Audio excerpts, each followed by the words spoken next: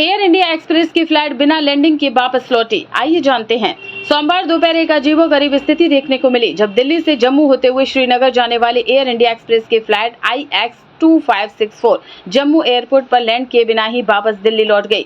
यह घटना उस समय हुई जब विमान जम्मू एयरपोर्ट के आसपास काफी देर तक मंडराता रहा, लेकिन अंत में पायलट ने दिल्ली लौटने का फैसला किया।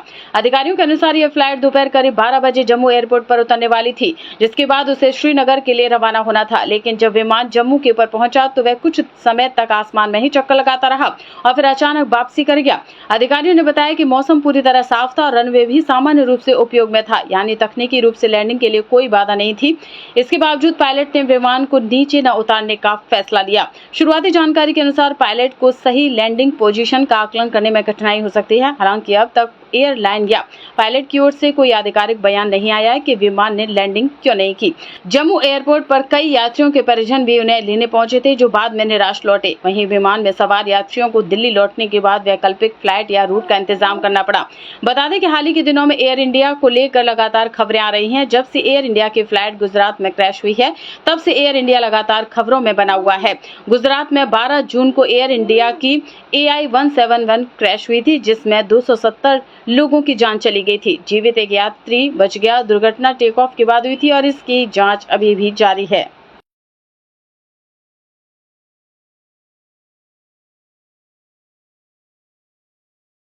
एयर इंडिया एक्सप्रेस की फ्लाइट बिना लैंडिंग के वापस लौटी। आइए जानते हैं। सोमवार दोपहर एक अजीबोगरीब स्थिति देखने को मिली जब दिल्ली से जम्मू होते हुए श्रीनगर जाने वाली एयर इंडिया एक्सप्रेस की फ्लाइट IX2564 जम्मू एयरपोर्ट पर लैंड किए बिना ही वापस दिल्ली लौट गई। यह घटना उस समय हुई जब विमान जम्मू एयरपोर्ट के आसपास काफी देर तक मंडराता रहा, लेकिन अंत में पायलट ने दिल्ली लौटने का फैसला किया।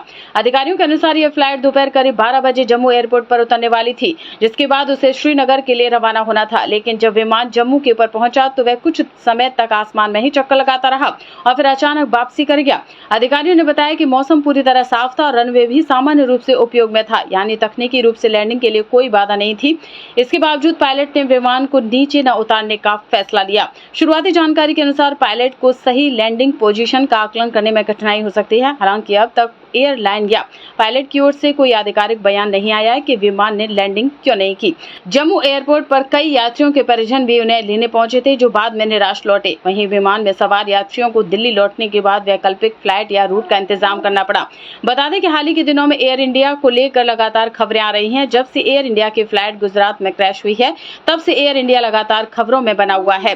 गुजरात में 12 जून को एयर इंडिया की AI171 क्रैश हुई थी, जिसमें 270 लोगों की जान चली गई थी। जीवित एक यात्री बच गया। दुर्घटना टेक ऑफ के बाद हुई थी और इसकी जांच अभी भी जारी है।